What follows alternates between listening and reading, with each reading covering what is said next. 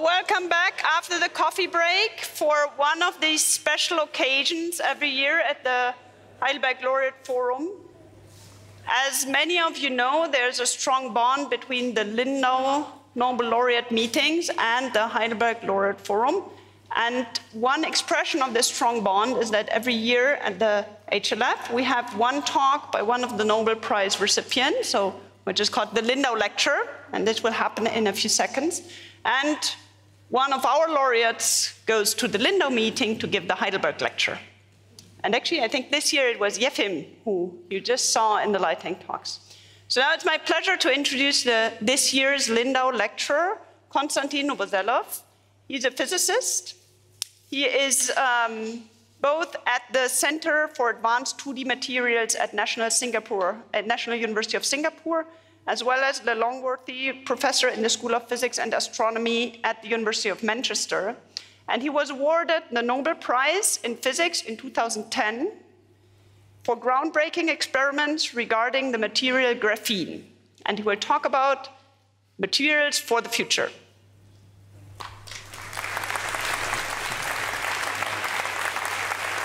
Afternoon, everyone. It's really a great pleasure, but of course it's a privilege, but also quite a bit of the responsibility to talk to this audience on physics. So I'll try to be gentle with you guys. And I understand it's rather a pretentious title, materials for the future. I hope that we will get to that at a certain moment. But let me start with, well, surprise, surprise, with graphene, which has been mentioned already. Because it's quite a convenient place to start, because it's really one of the most simplest materials. It's only one atom thick, only carbon atoms. Carbon is one of the lightest, simplest elements you can imagine. And yet, despite of its simplicity, it has a number of the unique properties. And the beauty is that most of those properties actually originating simply from this honeycomb symmetry which we have in the lattice. I won't go into details of all the energy states, just to say that because of this honeycomb symmetry, we are guaranteed this crossing point for specific bands, and then bands that are linear. It means that electrons behave as massless particles, so usually kinetic energy is mv squared over 2. So in most of the semiconductor physics, we enjoy quadratic dependence of energy on momentum. In graphene, it's linear, so those electrons mimic massless particles like photons, for example. And I won't go into all the consequences of this, just give you one very, very simple cartoon of what kind of unusual properties we can see in this material. So many of you know, I hope not from your practice, that if you run a car into a wall, you would usually crash it, right? So that's the common wisdom.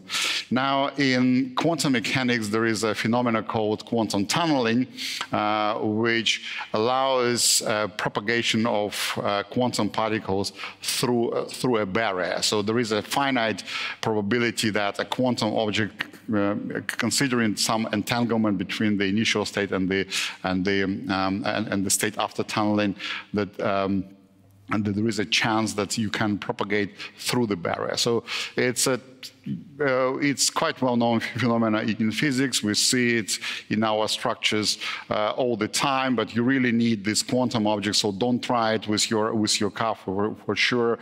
But say, if you go, because of the decrease of the size in modern transistors, this quantum tunneling accounts for maybe 10–20% of all the leakage current and overheating which we see in the modern devices. Still, it's quite a small phenomenon. Usually, you need to catch it and do some special precautions. Now, for electrons in graphene and generally for relativistic particles, the quantum tunneling guarantees you 100% probability to go through a barrier. So it's called the Klein paradox, and we can see it quite easily in graphene devices. And it's just one of the many phenomena, unusual phenomena, which we start to see in those condensed matter physics thanks to graphene. And then graphene has many other superlatives. It's of course the thinnest possible material. It's flexible, strong, impermeable, gives you highest electrical and thermal conductivities, and so on and so on and so on. And because of that, it has been tipped for a number of different applications. So not only physics, but also applications.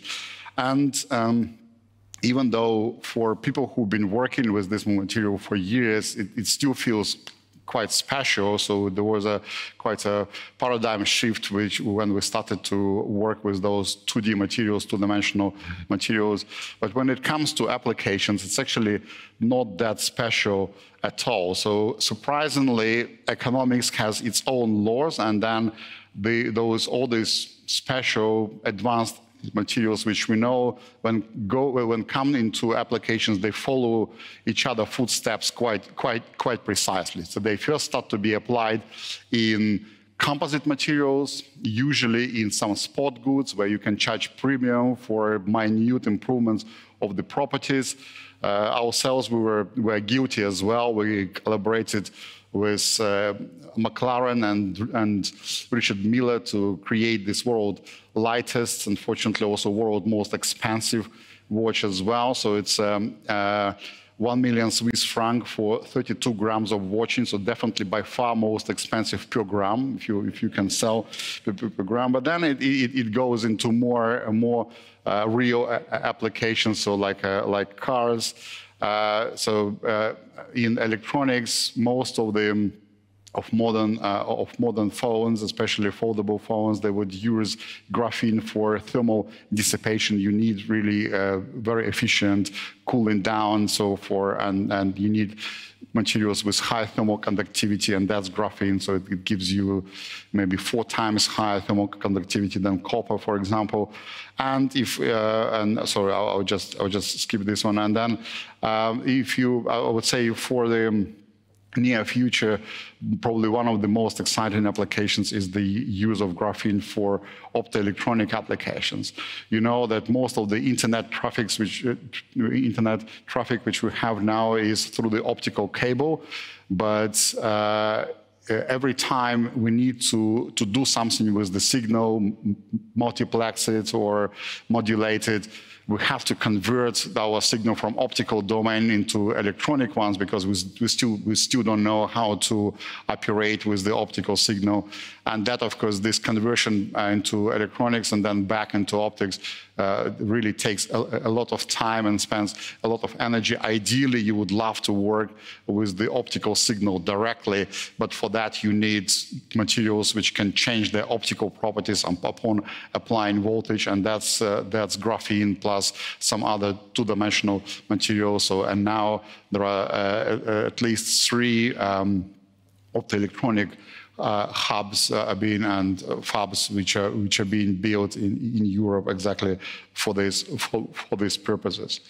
So for some time there was a question whether we can produce enough graphene, because a long time ago when we started this work on graphene, we started it with really on a shoestring, just using Scotch tape and graphite. So graphite is the material which you find in your pencil, and graphene can be considered as a single layer of of graphite. So you basically take, and the reason why you can draw with graphitic pencils is because it's lead material, and by rubbing it against paper, you leave a trace of graphitic particles. So, and we use the same property, we just using Scotch tape and exfoliating it until you get exactly monolayer thick graphene. I should say that even though there are many other ways how to produce graphene now, industrial ways, so we still use this method in the lab because it really is the quickest one and gives you the highest quality of graphene. So just a couple of minutes and you get very, very high quality graphene in your possession. But yes, as I said, there are many ways how to produce graphene. Probably the most popular for electronic grades of this material is this so-called chemical vapor deposition, when you basically run a carbon-containing gas on top of a hot catalytic surface, and those gas molecules, they come on the surface, they crack, hydrogen flies away, and carbon rearranges itself on the surface to form graphene. And the beauty here is that you can use pretty much any carbon feedstock, so anything which contains carbon can be used for this method.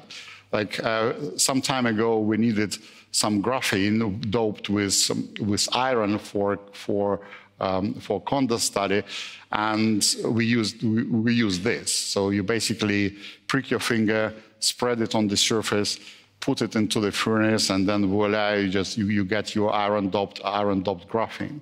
So it was meant as a joke, and I should say, I mean,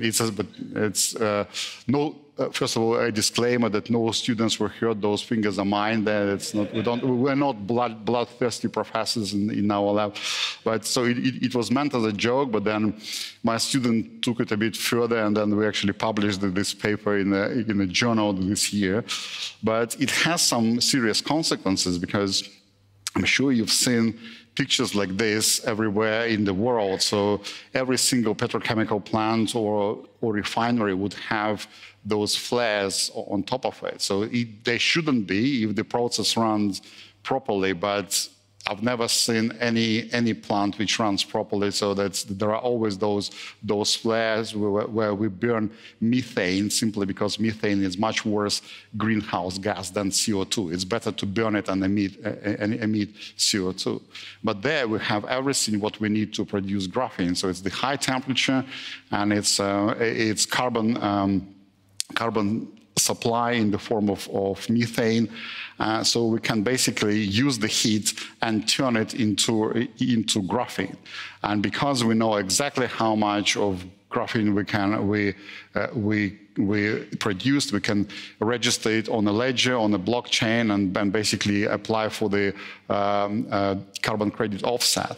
So that's so rather than emitting greenhouse gas, we actually turn it into graphene, and we're actually getting paid for this. And even better, so I mean, it's quite a serious business. The only problem is that the production of, if you start producing graphene this way, you would produce a hell lot of that. So really a lot, like trillions of tons. And no one needs that much graphene, because if you replace every single touch panel on every single phone in the world, you only need a couple of kilograms per year. So for all of them, because it's one atom thick, right? So there is no weight at it. So what do you do with if you produce trillions of tons? So we needed some industry which can accept that much of graphene, and this industry is concrete. So it's construction industry, because if you add graphene, or actually carbon nanotubes work as well, into concrete, you can improve the properties of concrete by 50%. That's an average estimate. And so you you not only extract CO2 and convert it into carbon, but you also reduce the amount of concrete which you need to produce. And concrete is one of the largest CO2 emitter by itself, because when you convert limestone into cement, into Portland cement, that's when you emit a lot of CO2.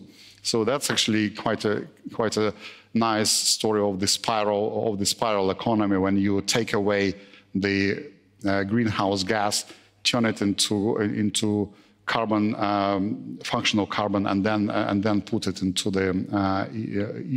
concrete to further reduce the CO2 emission. Anyway, well, there are quite a few other ways how to produce graphene as well, so depending on the particular application, you would use you could use any of those. Say for batteries, you would use chemical exfoliation. Same for the printable electronics. Now, the next step was made when we started to get a little bit more funding for our work, because the initial experiments, I told you, they were done completely on a shoestring, so you just use a pencil and Scotch tape. So when we started to get a bit more money, we could afford some other pencils as well, not only the lead pencils. And surprisingly, if you exfoliate other materials, you can produce two-dimensional forms of other crystals. And these days, there are probably a couple of hundreds, maybe more, crystals being those 2D materials, one-atom thick materials being studied, few thousand being predicted. And so we're talking about a full family of two-dimensional materials, and they really cover a full range of, there are insulators, metals, semi-metals, semiconductors, ferromagnets, superconductors, so you name it. So, and it's quite an exciting period for us, because you basically study two-dimensional physics for all of those phenomena in those high-quality materials, and that's a lot of experiments which you can do.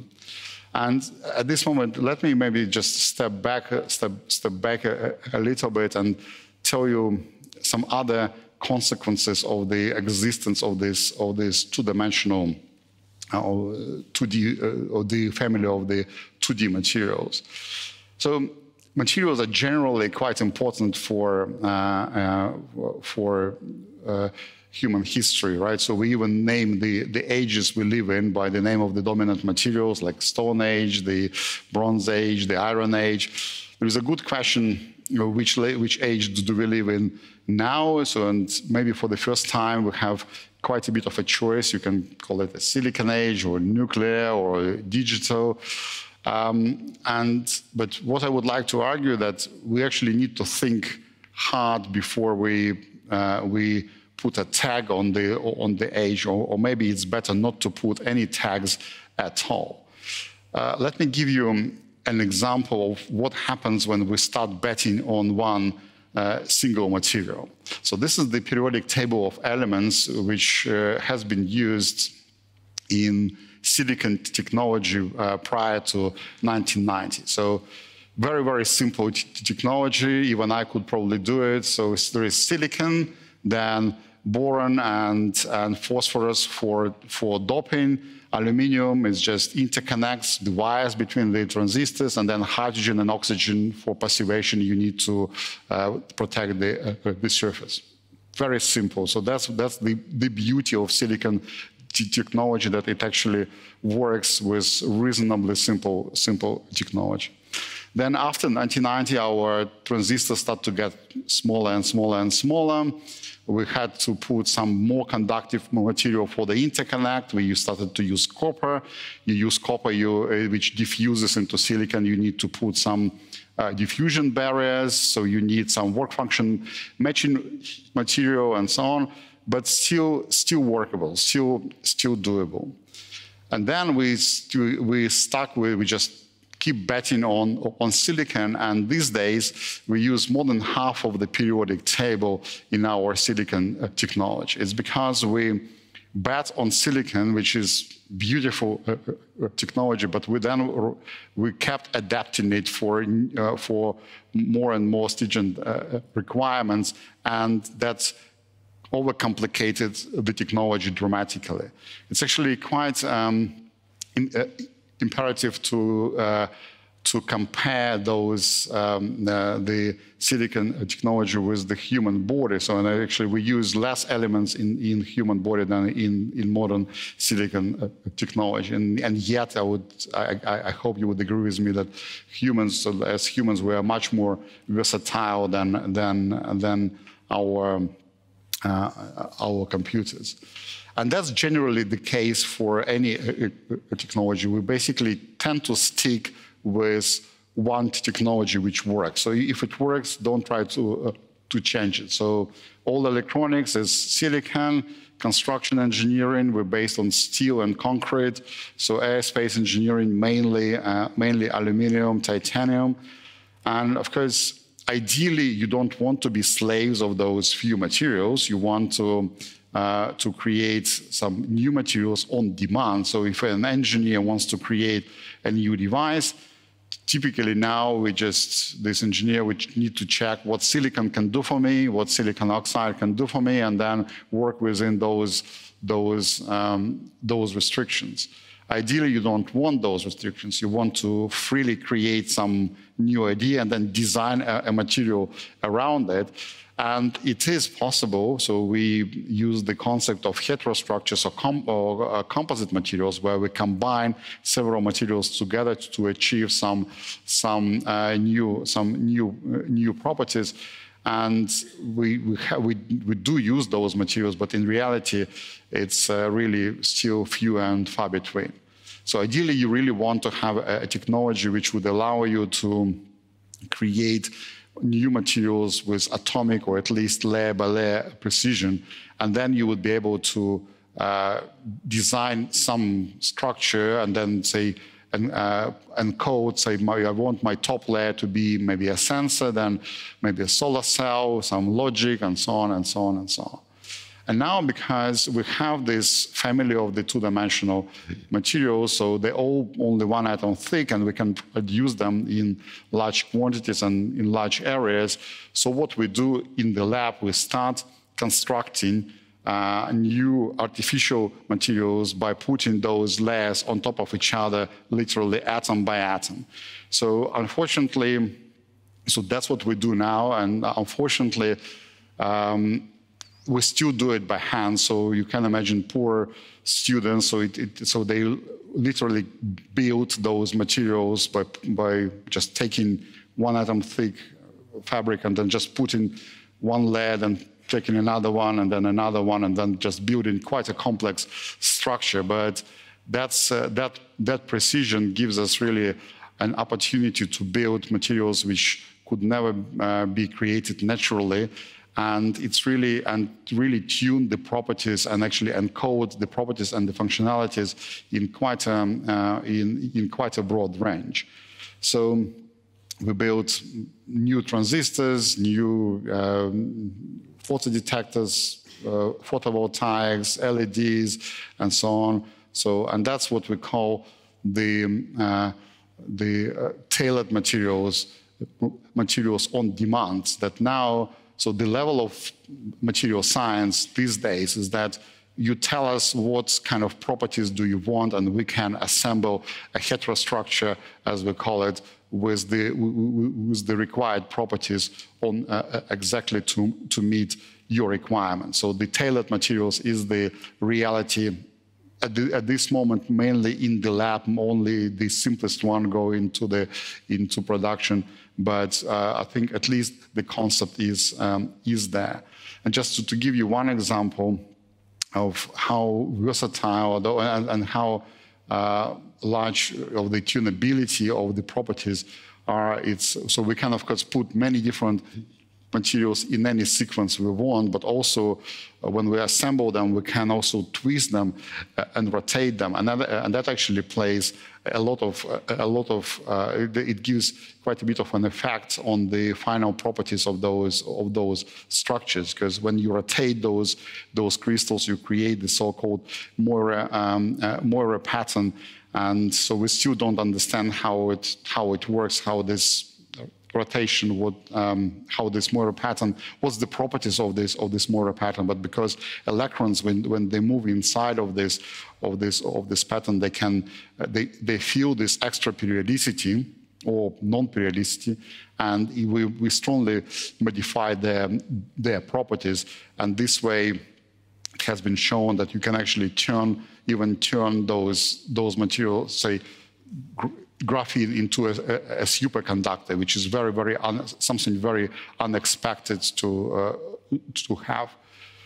So this was basically a very long introduction on the current status of what materials can do for us now, and I just showed you that we're now at the stage where the tailored materials on demand can be produced. So then what else do you want from material science? So if you would, looks like we achieved everything. So any materials which could be produced, we can make now in the lab. So, but let me just try to look into the future and ask ourselves, what ideally do we want from our future materials to be? And rather than asking every single one of you what do you want from our future materials, let me show you how other people answered this question of what do we want, how do we want our future materials to look like. And so I hope that a bit elder people in the audience would recognize this movie. For the younger students, it's just a few frames from Terminator 2 movie. In my childhood, it was actually very popular, and I still think it's quite good. So the story, so the movie was made in 1991, and the plot is that a robot from 2029 is sent back to 1991 to kill Sarah Connor and her son. And the only reason I'm showing it to you is to show how the director of Terminator 2 have been thinking about future materials. So in the future, the materials should be self-healing, changing shape, changing color, adapting to an external environment, and so on and so on and so on. So we are now in 2024. Unfortunately, we're not there yet, but we still got 5 years to go, right? So, but I've got really bad news for you, that unless we change something radically, we don't have any chance to fulfill the dream of Terminator 2 director.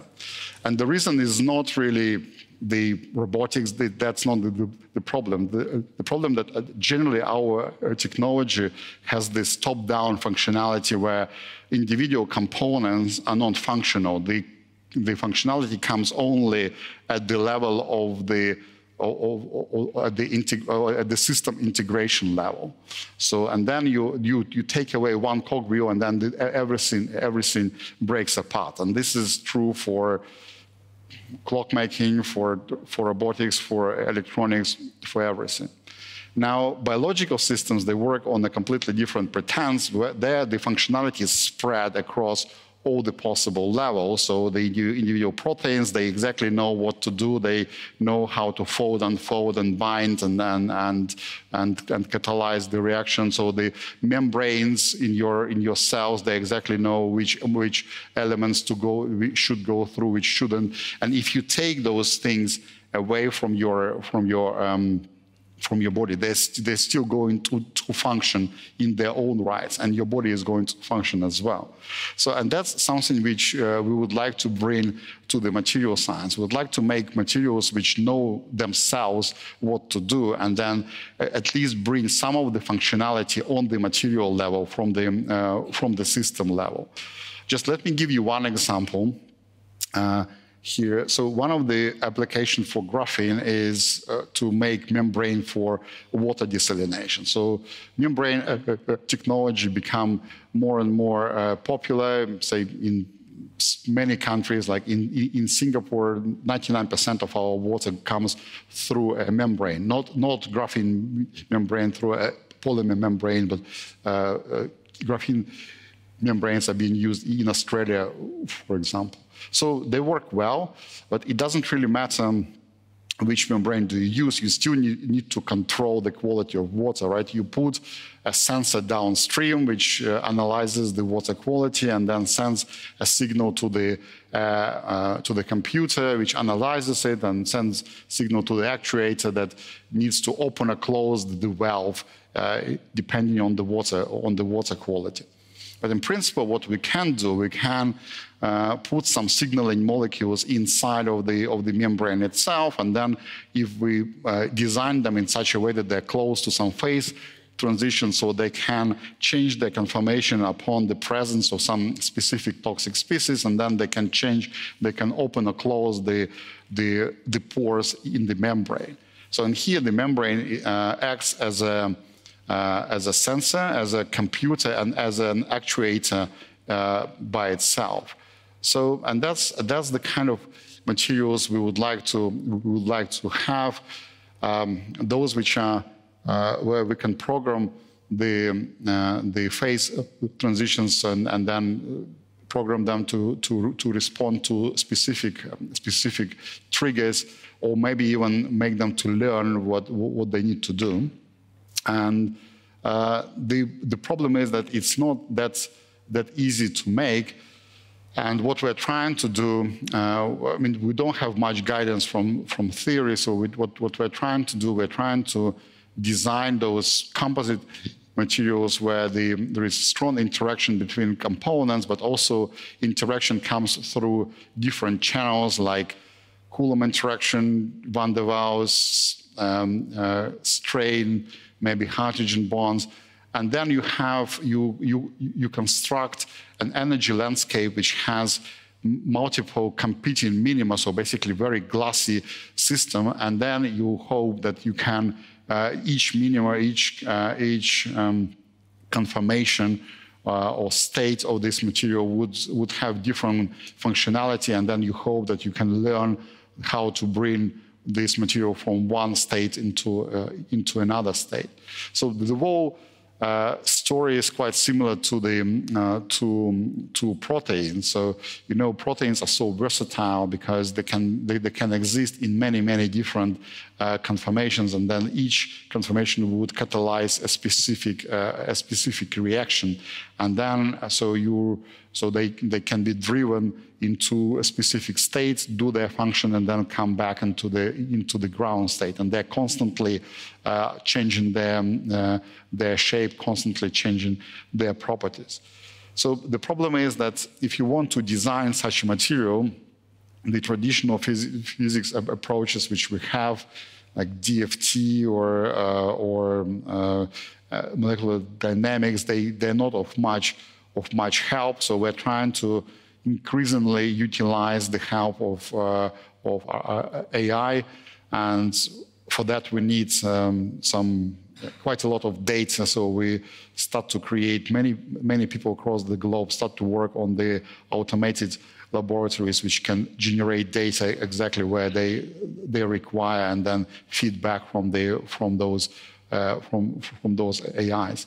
So typically when people think about robotic labs, they think about something like this. So we do have those. This is our collaborators. They filmed our students, and they just literally made robots, programmed robots, which do exactly the same. To be frank, students still work better. So, and some of them even work through the night, same as robots. And I mean, it works, but it's a bit clumsy, and it really requires a lot of preparation. So most of our robotic systems, they're very dedicated. They can synthesize simple materials, but in large quantities. So then it works a bit better. It's less versatile, but at least it gives more or less predictable results.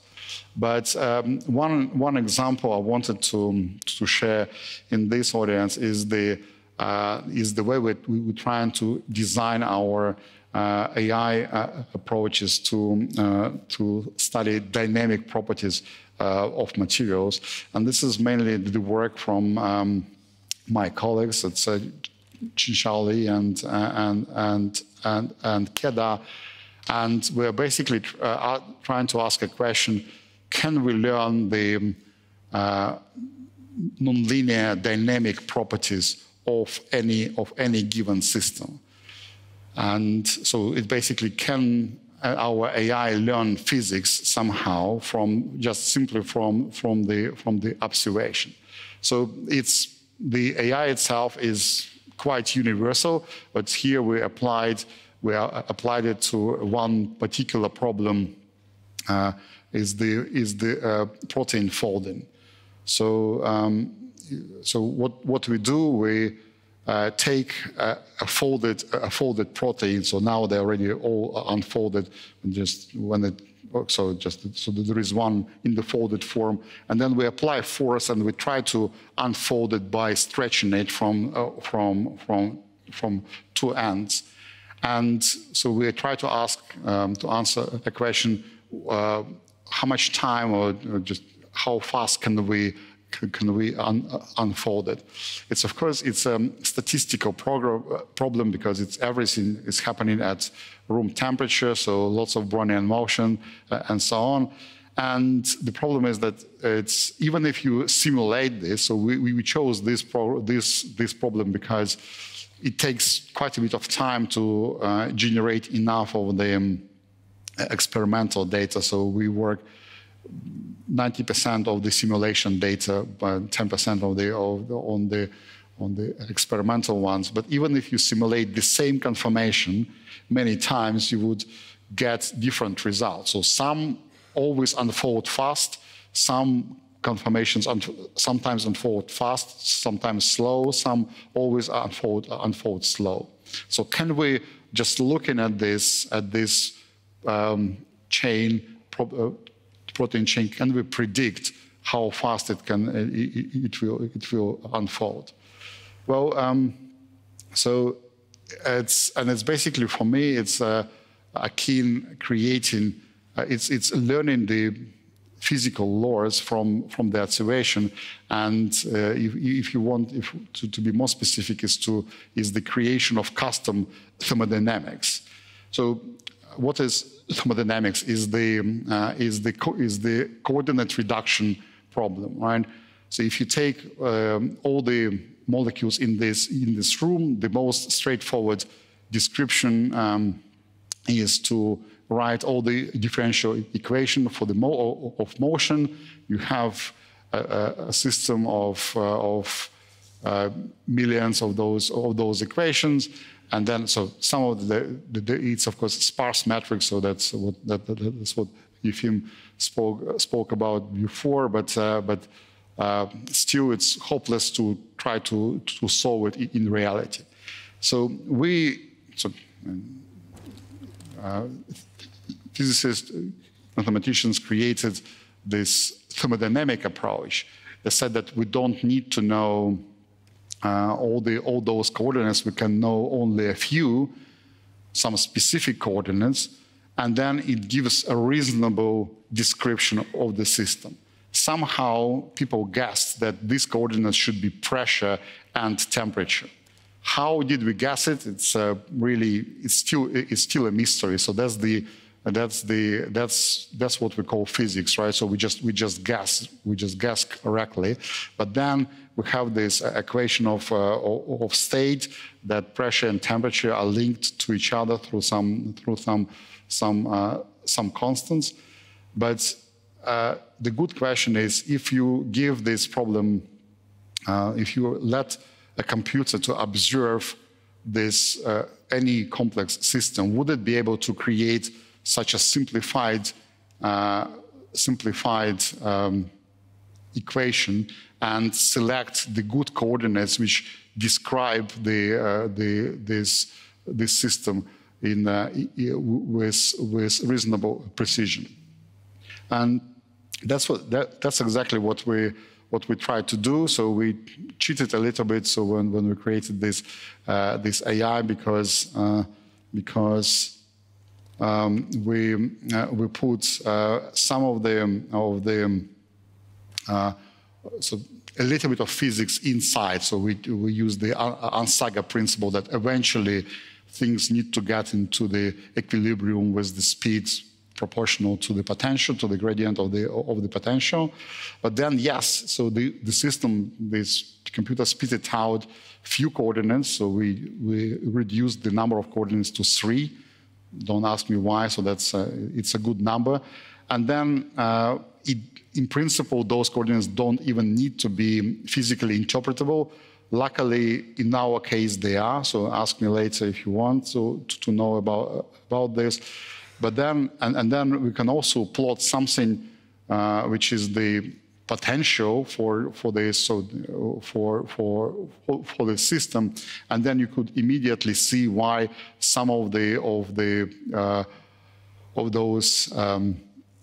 polymer chains, protein chains unfold fast, some slow, because this potential in those new coordinates, those reduced coordinates, they have some saddle points, and then if the system gets into these saddle points, it sits there for a long time, and that's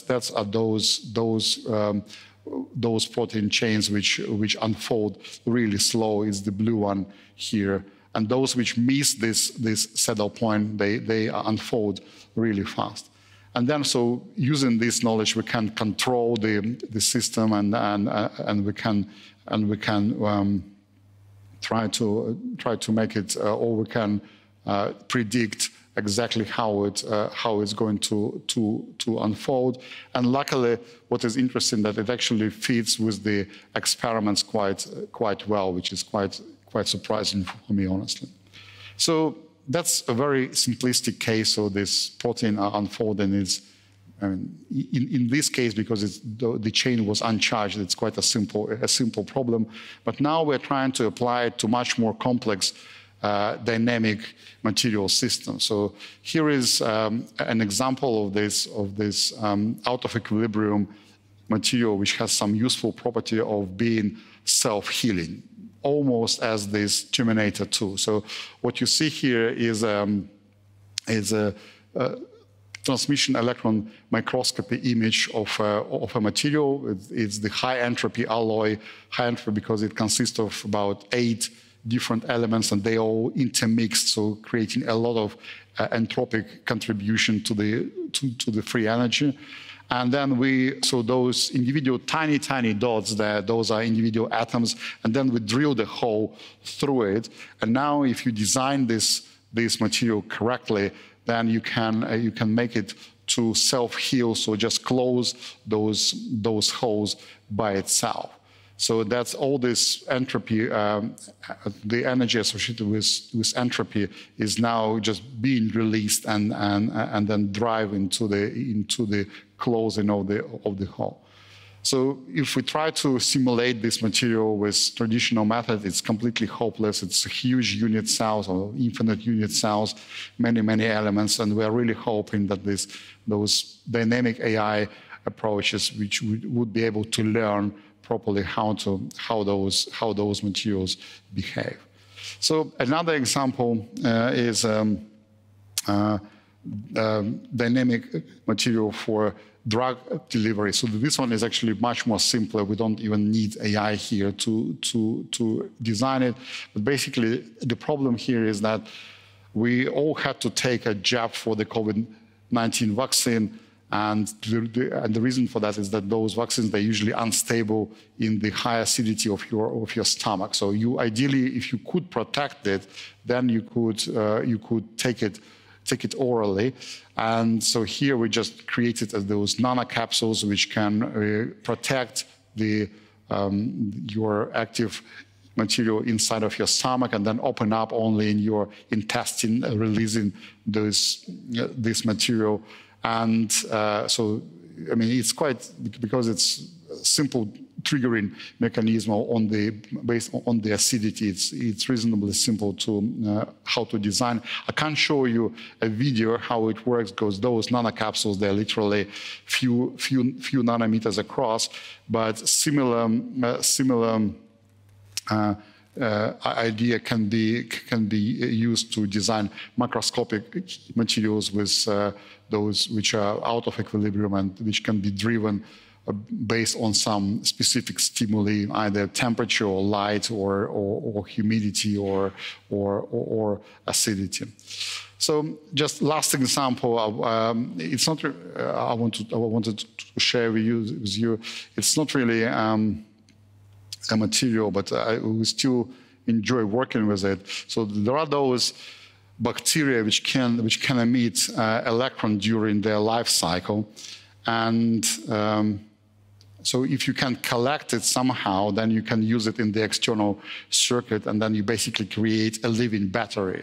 So here what we have a dynamic system of bacteria and conductive polymer, and bacteria help the polymer to polymerize and create the conductive channel for you to get the electricity out, and this conductive channel helps the bacteria to proliferate and multiply. So you basically give it sugar or lactose, and then it gives you electricity back. So now we don't need to build our batteries. We can grow them, but for us it's a nice example of the dynamic systems, and just we enjoy looking how it evolves with time. So I think I will stop here just to say that so the current state of the art on the advanced materials, that we can create tailored materials on demand, but ideally we want to have functional materials, those which can change their properties and act dynamically, respond to the external stimuli, and we really hope that it will be the base for the future economy. And then before I finish, I just want to use half a minute to advertise the new conference which we will have in Singapore next July. So the coming July, it's called AI for X, AI for Science, and we'll cover many different areas, materials, AI for mathematics. So please consider visiting us next year. Thank you so much for your attention. Thank you.